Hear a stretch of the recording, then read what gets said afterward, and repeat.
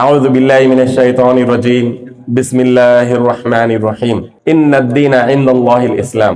సోదరులారా, సోదరీమణులారా, నబీ సల్లల్లాహు అలైహి వసల్లం హదీస్లో తెలిపాడు, తలబుల్ ఇల్మి ఫరీదతున్ అలా కుల్లి ముస్లిం. జ్ఞానము నేర్చుకోవడం, ఆర్జించడం ప్రతి ముస్లిం పై తప్పనిసరి. ప్రతి ముస్లిం అంటే స్త్రీలు, పురుషులు, పిల్లలు, పెద్దలు అందరూ అని వస్తారు దాంట్లో. నేను ఏదైతే ఆయత్ చదివానో అది ఇన్నద్దీన ఇందల్లాహిల్ ఇస్లాం. నిశ్చయంగా అల్లాహ్ వద్ద ధర్మం కేవలం ఇస్లాం మాత్రమే. సూరా ఆల్ ఇమ్రాన్ ఆయత్ నంబర్ 19. సోదరులారా, ఇక్కడ అల్లాహ్ సుబ్హానహు వ తఆలా ఏమంటున్నాడంటే, ఈ ప్రపంచంలో ఎన్నో ధర్మాలు ఉన్నాయి, మానవులందరూ కూడా తమకు నచ్చిన ధర్మంపై వాళ్ళు నడుచుకుంటున్నారు. కానీ అల్లాహ్ ఏమంటున్నాడంటే, అల్లాహకు నచ్చిన ధర్మం కేవలం ఇస్లాం మాత్రమే. అంటే ఇస్లాం అంటే ఏంటి? ఇస్లాం ఒక జీవన విధానం, ఏదో ఒక పేరు కాదు. అల్లాహ్ తన సందేశారులు ఎవరైతే ఉన్నారో ఆదం అలైహిస్సలాం నుంచి ముహమ్మద్ సల్లల్లాహు అలైహి వసల్లం వరకు 1,00,000కు పైగా సందేశాలను పంపించి మార్గము ప్రజలందరికీ చూపించాడు. చూపించిన తర్వాత ఏమన్నాడంటే, మీరందరూ కూడా ఈ మార్గాన్ని అనుసరించండి. ముహమ్మద్ సల్లల్లాహు అలైహి వసల్లం వారు కూడా ఇదే అన్నాడు, వఅన్న హాదా సిరాతి ముస్తఖీమన్ ఫత్తబిఊహు వలా తత్తబిఉస్ సుబుల ఫతఫర్రక బికుమ్ అన్ సబీలిహి ذلكم وصاكم به لعلكم تتقون. ఏమంటున్నాడు అల్లాహ్ సుబ్హానహు వ తఆలా? వఅన్న హాదా సిరాతి ముస్తఖీమన్, ఇదే నా మార్గము, సిరాతి ముస్తఖీం, ఇది సరియైన మార్గం, సన్మార్గం. ఫత్తబిఊహు, దీనిని మీరందరూ కూడా అనుసరించండి. వలా తత్తబిఉస్ సుబుల ఫతఫర్రక బికుమ్ అన్ సబీలిహి, ఈ మార్గం తప్ప వేరే మార్గాలను అనుసరించకండి. అవి ఏం చేస్తాయి? ఈ సన్మార్గం నుండి మిమ్మల్ని దారి తప్పిస్తాయి అని నబీ సల్లల్లాహు అలైహి వసల్లం ద్వారా అల్లాహ్ సుబ్హానహు వ తఆలా మనకు చెప్తున్నాడు అన్నమాట. సోదరులారా, ఇస్లాం చాలా సులభమైనది, చాలా ఈజీ. నబీ సల్లల్లాహు అలైహి వసల్లం హదీస్ లో కూడా చెప్పాడు, అద్దీను యుస్రున్, దీన్ ఆసాన్ హే. ఇస్లాం యొక్క ధర్మం చాలా ఈజీ, కష్టతరం లేనే లేదు. ఎందుకంటే మనం ఎన్నో చూస్తున్నాము, నమాజ్ చదవడానికి వజూ చేయలేని పరిస్థితి ఉంటే, లేక గుసులు చేయలేని పరిస్థితి ఉంటే తయమ్మం చేసుకో అని చెప్పాడు. రోజాలు పాటించే శక్తి ఎవరికైనా లేకుంటే వారు ఉపవాసం ఉండకున్నా కానీ పేదలకు తినిపించాలి అని చెప్పాడు అల్లాహ్ సుబ్హానహు వ తఆలా. నిల్చుండి నమాజ్ చేయలేకపోయినట్లయితే వారు కూర్చుండి కూడా చేయొచ్చు నమాజ్. కూర్చుండి కూడా శక్తి లేకపోతే, కూర్చోవడానికి శక్తి లేకపోతే వాళ్ళు పడుకొని కూడా నమాజ్ చేయవచ్చని, ఇంత ఈజీ వేరే ఎక్కడ మనకు కనిపించదు సోదరులారా. ఇంత అయినా కూడా మనము చాలా విషయాలు మనం విడిచిపెడుతున్నాం. ఇది మనకు ఎంత మాత్రం మంచిది కాదు. అది అల్లాహ్ యొక్క అనుగ్రహం, అల్లాహ్ యొక్క కరుణ. ఆయన మనల్ని ప్రతి చిన్న తప్పుకు పట్టుకోవడం లేదు. ఎందుకనంటే మీరందరూ కూడా నా వద్దకే మరలి రావాల్సి ఉంది. తుమ్మ ఇలైనా మర్జిఉకుం ఫఉనబ్బిఉకుం బిమా కుంతుం తఅమలూన్, మీరందరూ కూడా నా వైపుకే మరలి రావాల్సి ఉంది. అప్పుడు నేను మీ అందరికీ మీరు ఏమేం చేసేవారో నేను చెప్తాను, చూపిస్తాను, లెక్క తీసుకుంటానని చెప్తున్నాడు. సోదరులారా, మనకు చేయవలసిన పనులు ఏంటో అన్ని తెలుసు, చాలా వరకు పెద్ద పెద్ద పనులు. కానీ చేయకూడని పనులు ఏవైతే ఉన్నాయో వాటిని గురించి కొన్ని నేను చెప్తాను మీకు. మనం చాలా జాగ్రత్తగా వినండి మరియు వాటికి దూరంగా ఉండడానికి ప్రయత్నించండి. ఎందుకనంటే చేయవలసిన పనులు ఏవైతే ఉన్నాయో వాటిని కొన్ని మనం చేయకపోయినా అల్లాహ్ క్షమిస్తాడు ఇన్షా అల్లాహ్. ఎందుకంటే మనము ప్రతి నమాజ్ తర్వాత అస్తగ్ఫిరుల్లాహ్ అని చదువుతాము, పొద్దున సాయంత్రం కూడా మనము అల్లాహ్ను స్తుతిస్తాము, అస్తగ్ఫిరుల్లాహ్ అని చాలా మటుకు చదువుతూ ఉంటాము. అల్లాహ్ మా తప్పులను మన్నించు అని కూడా మనం దువా చేస్తూ ఉంటాం. అయితే ఒకవేళ చేయకూడని పనులు ఏదైతే అల్లాహ్ చెప్పాడో వాటిని చేస్తే ఈ లోకంలో కూడా మన కర్మలన్నీ కూడా వృధా అయిపోతాయి, మరి పరలోకంలో కూడా మనకు స్వర్గం నిషేధించడం జరుగుతుంది సోదరులారా. అందుకని ఈ ఏవైతే చేయకూడని పనులు ఉన్నాయో వాటి గురించి మనం తప్పనిసరిగా తెలుసుకోవాలి. చేయవలసిన పనులు తెలుసు, అర్కాన ఇస్లాం, కల్మా చదవాలి, షహాదతైన్, ఆ తర్వాత నమాజ్ ఆచరించాలి, నమాజ్ ఖాయం చేయాలి, ఆ తర్వాత రోజాలు పాటించాలి, జకాత్ ఇవ్వాలి, ఆ తర్వాత హజ్ చేయాలి. ఇవన్నీ అందరికీ తెలుసు. కానీ చేయకూడని పనులు కూడా చాలా మందికి తెలుసు, కానీ కొందరు తెలిసి కూడా చేయవద్దని తెలిసి కూడా వాళ్ళు చేస్తున్నారు. ఎందుకు? పరలోకం మీద నమ్మకం లేకుండటం వలన. వమా ఖలక్తుల్ జిన్న వల్ ఇన్స ఇల్లా లియఅబుదూన్, అల్లాహ్ అంటున్నాడు, నేను జిన్నాతులను మరి మానవులను సృష్టించింది నన్ను ఆరాధించుటకు మాత్రమే. అంటే అల్లాహ్ను ఆరాధించడానికి మాత్రమే మానవులందరినీ కూడా పుట్టించాడు. ఇప్పుడు ప్రస్తుతం ప్రపంచంలో 800 కోట్ల జనాభా ఉన్నారు, మనుషులు ఉన్నారు. వారందరినీ కూడా అల్లాహ్ పుట్టించింది ఎందుకొరకు? అల్లాహ్ను మాత్రమే ఆరాధించాలని. కానీ ఈ విషయం చాలా మందికి తెలియదు. తెలిసిన వాళ్ళు వారికి చేరవేయటం లేదు. వాళ్ళు చనిపోతున్నారు అదే స్థితిలో, మరియు వారికి తెలియదు కూడా ఇస్లాం అంటే ఏంటి, ముహమ్మద్ సల్లల్లాహు అలైహి వసల్లం అంటే ఎవరు, ఖురాన్ అంటే ఏంటి, అదే స్థితిలో చనిపోతున్నారు. నబీ సల్లల్లాహు అలైహి వసల్లం ఆ కార్యము మనకు అప్పచెప్పాడు. మీరు ఈ ఖురాన్ ఏదైతే ఉందో, ఇస్లాం ఏదైతే ఉందో, నా హదీసులు ఏవైతే ఉన్నాయో, నేను చెప్పిన విషయాలు అవన్నీ కూడా మీరు ఇతరులకు చేరవేయండి. బల్లిగు అన్ని వలు ఆయా, నా నుండి మీరు ఏ ఒక్క వాక్యం విన్నా, ఒక్క మాట విన్నా అది ఇతరుల వరకు చేరవేయండి. ఇతరుల కంటే అందరికీ, నీవు ఎవరెవరినైతే కలుస్తావో వారందరికీ కూడా చేరవేయాలి. చేరవేయడం వరకే నీ బాధ్యత.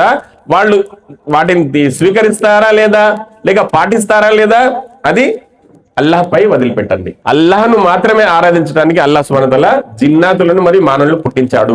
కానీ ఎక్కువ శాతం మానవులు అల్లాహ్ను వదిలి అల్లాహ్ ఇతరులను ఆరాధిస్తున్నారు. అందుకనే అంతకుముందు ఒక సూర ఆరాఫ్ లోని ఆయత్ 179లో ఏమన్నాడు, చాలా మంది జనం నరకం కొరకు సృష్టించబడ్డారు. సుబ్హానల్లాహ్. నరకం కోసం, నరకంలో వేయడానికి అల్లాహ్ సృష్టించలేదు, కానీ వారే, అల్లాహ్ అంటున్నాడు, వమా జలమూనా వలాకిన్ కాను అన్ఫుసహుం యజ్లిమూన్, మేము వారిపై దౌర్జన్యం చేయలేదు, జులుం చేయలేదు, కానీ వారు తమపై తామే దౌర్జన్యం చేసుకున్నారు, జులుం చేసుకున్నారు. ఎవరు? మనుషులు. ఇది చేయొద్దు అంటే అదే చేస్తా అంటాడు. ఎగ్జాంపుల్ చూడండి, డాక్టర్ చెప్తాడు సిగరెట్లు తాగకూడదు, మద్యం తాగకూడదు అంటే లేదు నేను తాగుతానంటాడు. తర్వాత ఏమవుతుంది? లివర్ పాడవుతుంది, కిడ్నీలు ఫెయిల్ అవుతాయి, ఆ తర్వాత హార్ట్ అటాక్, పారాలిసిస్ వచ్చి చనిపోతాడు. అదే విధంగా అల్లాహ్ సుబ్హానహు వ తఆలా మనందరికీ కూడా చెప్తున్నాడు, మీరు పరలోకంలో సాఫల్యం పొందాలంటే, నరక శిక్ష నుండి మిమ్మల్ని మీరు కాపాడుకోవాలి అనుకుంటే నేను చెప్పింది నా ఆజ్ఞాపాలన చేయండి.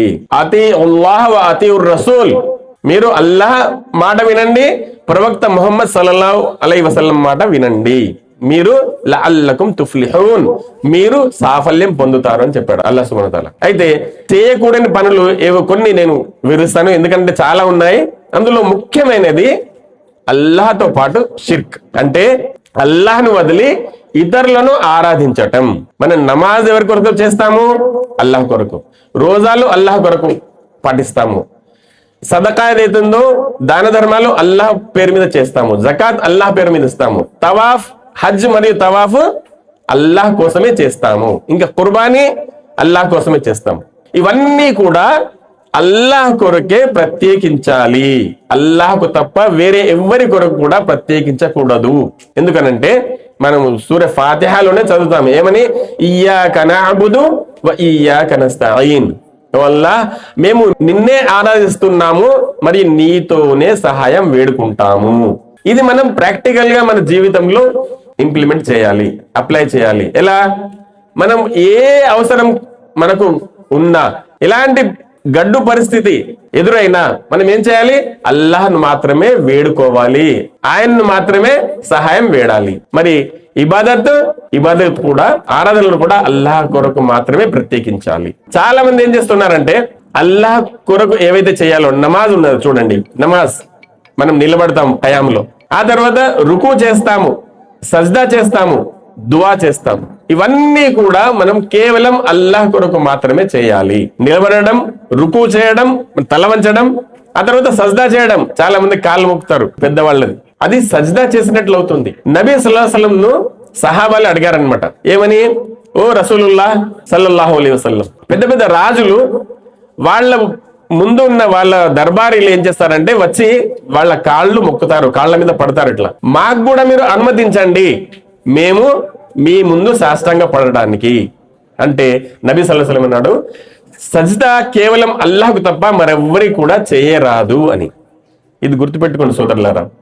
ఈ రోజు ముస్లింలు ఎక్కడెక్కడ సజ్దా చేస్తున్నారో ఆలోచించండి. అల్లాహ్ కొరకే సజ్దాలు ప్రత్యేకించాలి, కానీ ఈ రోజు ముస్లింలు కూడా అల్లాహ్ను వదిలి ఎక్కడ వాళ్లకు ఇష్టం అనిపిస్తే, ఎక్కడ వాళ్లకు బాగా అనిపిస్తే అక్కడ సజ్దా చేస్తున్నారు. దానినే అల్లాహ్ సుబ్హానహు వ తఆలా ఏమన్నాడు? షిర్క్ అని చెప్పాడు అనమాట. షిర్క్ అంటే అల్లాహ్కు చేయవలసిన పనులు, ప్రత్యేకించవలసిన పనులు ఇతరుల కొరకు చేస్తున్నారు. వాటి గురించి 2 ఆయతులు చెప్తాను నేను.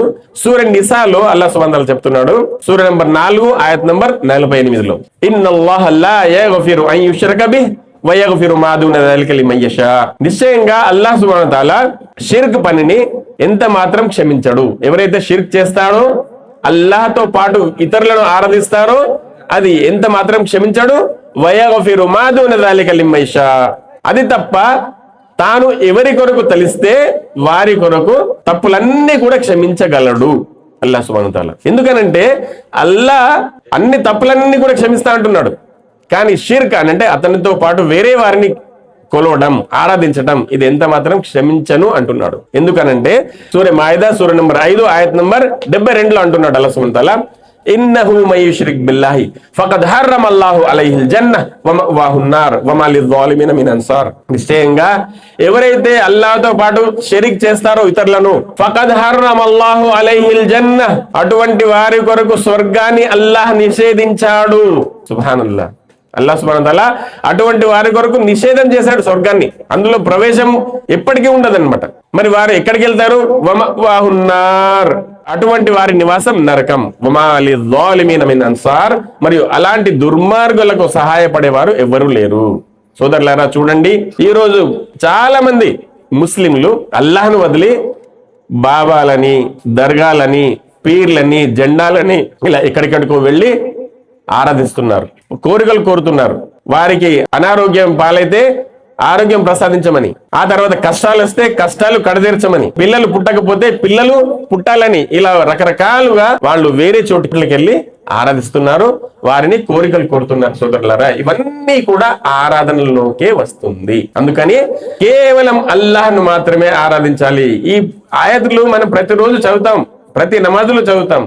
గుర్తుంచుకోవాలి, ఇయ్యాక నఅబుదు వ ఇయ్యాక నస్తഈన్. ఓ అల్లాహ్, మేము నిన్నే ఆరాధిస్తున్నాము మరియు నీతోనే సహాయం వేడుకుంటాము.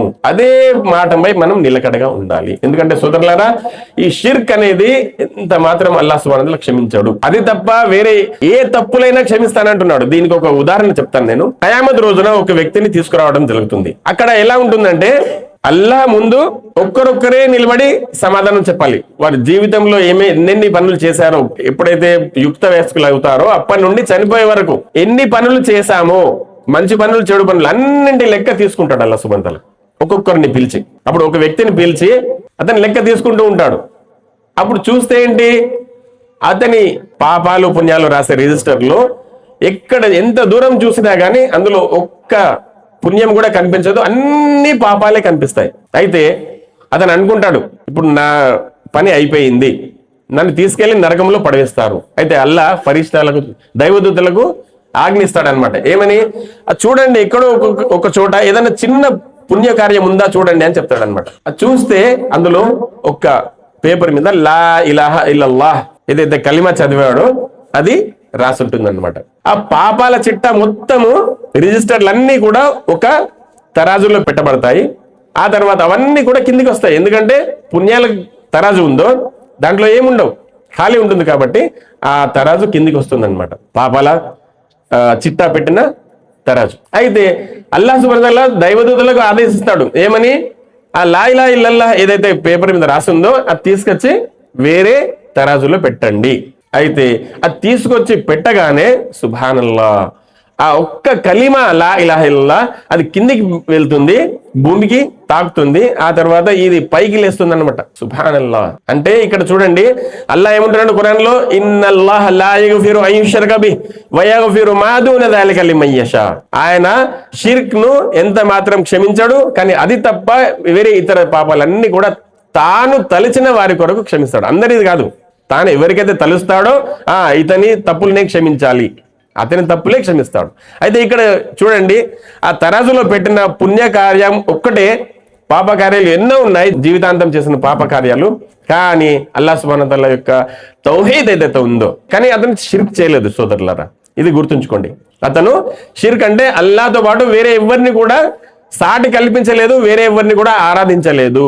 అతన్ని ఆదేశించడం జరుగుతుంది దైవదూతల్ని, ఇతన్ని తీసుకెళ్లి స్వర్గంలో వేయండి అని.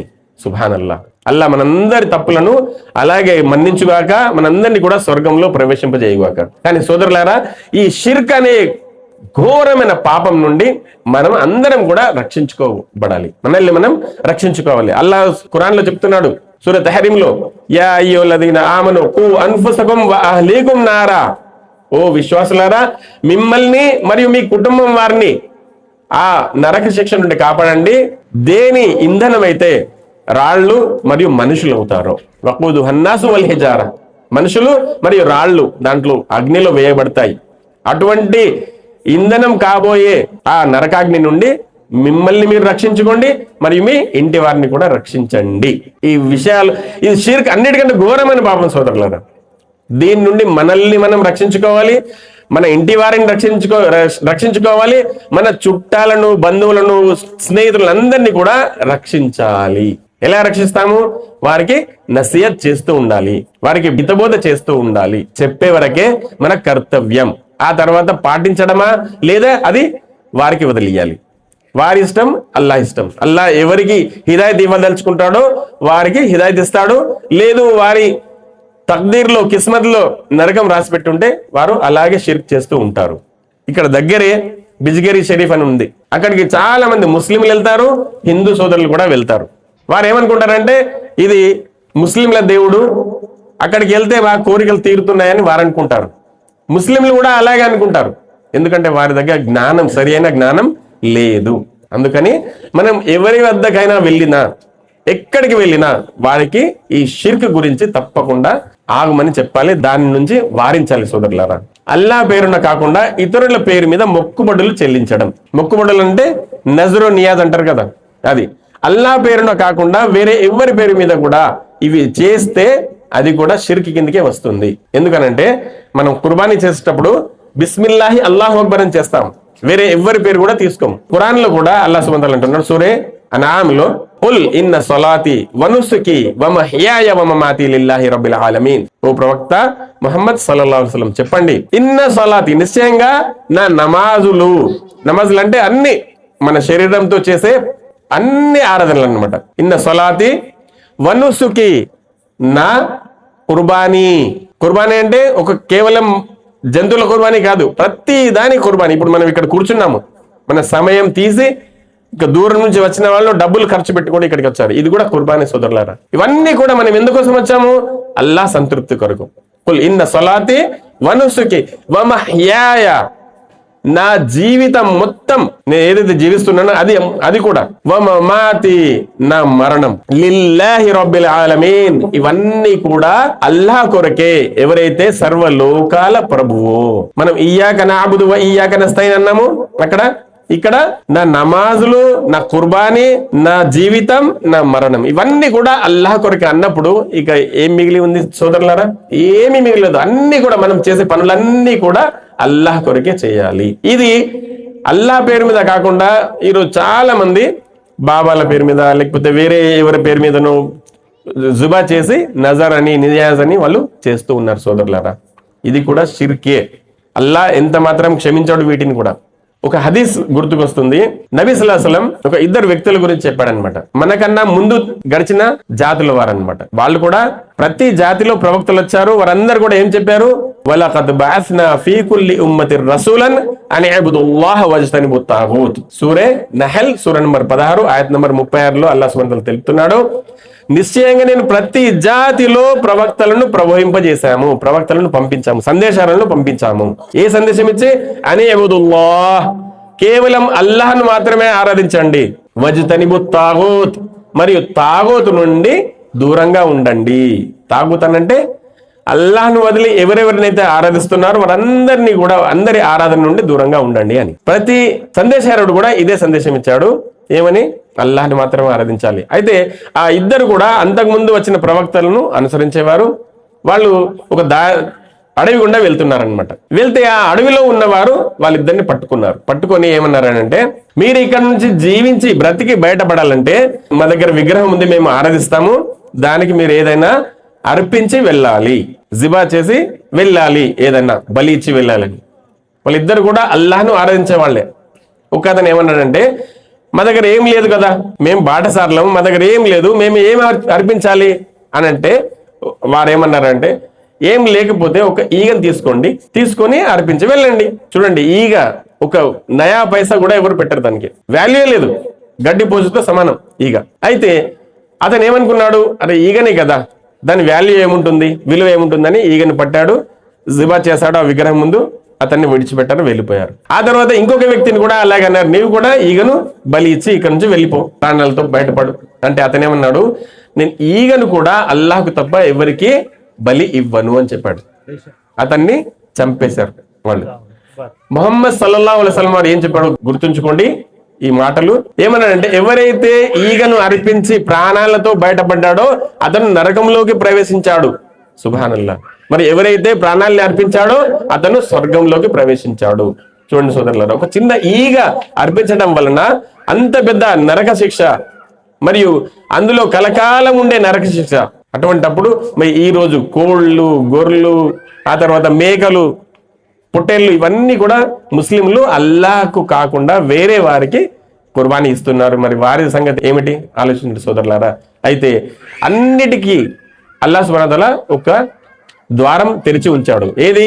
తౌబా, ఇస్తగ్ఫార్. అది మన మలికుల్ మౌత్ ను చూసే వరదాకా కూడా అది తెరిచి ఉంటుంది.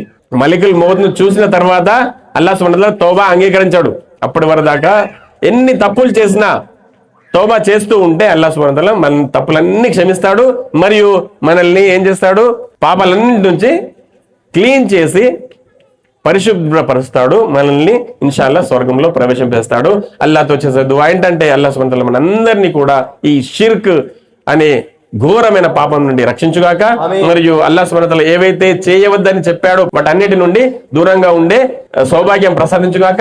మనందరి తప్పులు క్షమించుగాక. మనందరినీ కూడా జీవించి ఉన్నంత కాలం అల్లాహ్ను ఆరాధిస్తూ అల్లాహ్ చెప్పిన ప్రకారం అల్లాహ్ యొక్క ధర్మమైన ఇస్లాం పై నడిపించే భాగ్యం ప్రసాదించుగాక. మరియు చనిపోయేటప్పుడు లా ఇలాహ ఇల్లల్లాహ్ ముహమ్మద్ రసూలుల్లాహ్ చదివే భాగ్యం ప్రసాదించుగాక. చనిపోయిన తర్వాత మనందరినీ కబర్ యొక్క శిక్ష నుండి కాపాడుగాక, మరియు నరక శిక్ష నుండి కాపాడుగాక, స్వర్గంలో ప్రవేశింపజేయుగాక, జన్నతుల్ ఫిర్దౌస్ మనందరికి కూడా ప్రసాదించుగాక. వఆఖిరు దఅవానా అనిల్ హమ్దులిల్లాహి రబ్బిల్ ఆలమీన్. అస్సలాము అలైకుం వరహ్మతుల్లాహి వబరకాతుహు.